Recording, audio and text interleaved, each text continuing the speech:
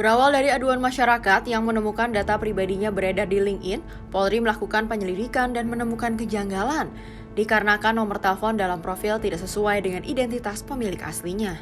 Hasil penyidikan mengungkap adanya 3 korban yang identitas pribadinya digunakan tanpa izin, antara lain korban berasal dari Banyumas, Kendal, dan Bogor. Polri lalu menangkap IER, pelaku yang membeli SIM card dengan identitas palsu. Kartu sudah diregistrasi menggunakan nik 3 orang korban. Jadi IER ini menggunakan data pribadi milik orang lain pada SIM card yang dia beli. Jadi SIM card yang dia beli ternyata sudah terregistrasi dengan NIK 3 orang tersebut. Jadi dia membeli sudah terima bersih ya, bahwa SIM card tersebut telah terregistrasi. Adapun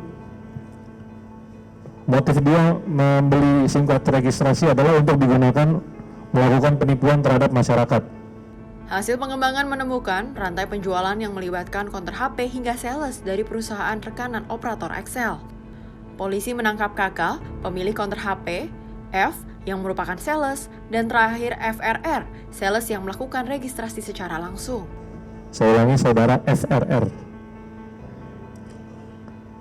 Saudara FRR ini perannya juga sebagai sesama sales dari PTM yang merupakan sub daripada Excel Smart. Jadi setelah dilakukan pemeriksaan, saudara FRR lah yang melakukan registrasi secara langsung ke dalam kartu-kartu tersebut, kartu-kartu SIM card tersebut.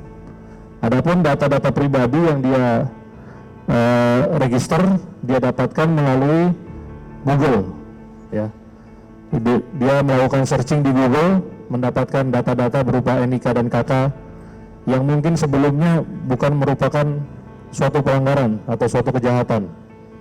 Namun dengan adanya Undang-Undang Perlindungan Data Pribadi saat ini sudah menjadi suatu hal yang dilanggar, suatu hal yang dilarang.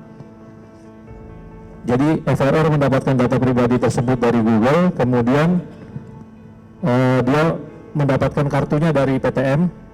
Seharusnya FRR ini melakukan penjualan terhadap kartu-kartu tersebut kepada masyarakat. Namun untuk mendapatkan pangsa pasar yang lebih besar, dia melakukan registrasi terlebih dahulu. Karena menurut keterangannya, masyarakat akan lebih senang, lebih banyak yang membeli kartu-kartu perdana yang sudah terregister. Jadi tidak perlu repot mengisi dengan NIK dan KK miliknya. Data pribadi berupa nik dan kartu keluarga dipakai secara ilegal demi memasarkan kartu perdana, SIM card yang sudah terregistrasi dinilai lebih laris di pasaran. Polisi menjerat para tersangka dengan pasal 51 ayat 1 Undang-Undang ITE mengenai manipulasi data, serta pasal 67 ayat 3 dan pasal 65 ayat 3 dalam Undang-Undang Nomor 27 Tahun 2022 tentang perlindungan data pribadi dengan ancaman hukuman maksimal 12 tahun penjara dan denda hingga 12 miliar rupiah. Disangkakan pasal 51 ayat 1 Undang-Undang ITE,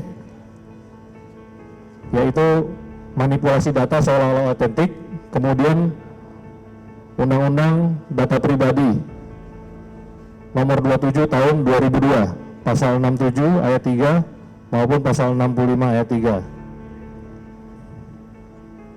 yaitu untuk setiap orang menggunakan data pribadi bukan miliknya.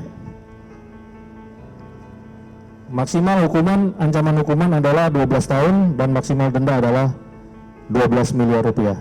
Dari Jakarta, Nadia Kusuma, Sinpo TV melaporkan.